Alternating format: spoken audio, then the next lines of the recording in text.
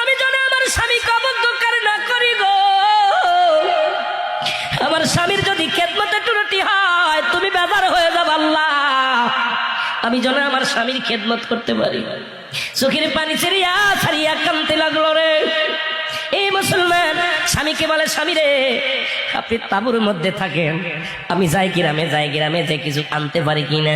স্বামীকে ওই তাঁবুর মধ্যে রেখে কুড়ে ঘরের মধ্যে রেখে গ্রামে যায় কাজ করতে। সারাদিন ভরে বিবি রহিমা মানুষের বাড়ি থালা বাটি মাজে, সারাদিন ভরে মানুষের বাড়ি পানি উঠায়, সারাদিন ভরে মানুষের বাড়ি কাজ করে, বিনিময় কিছু জব পায়। এই জবগুলো আনিয়ে রুটি বানায়, খানা খায়।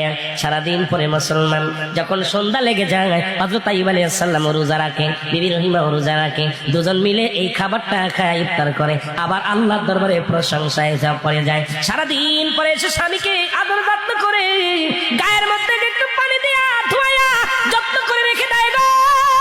আবার সন্ধ্যার পর ইফতার করার পর স্বামীকে আদর যত্ন করে মুসলমান।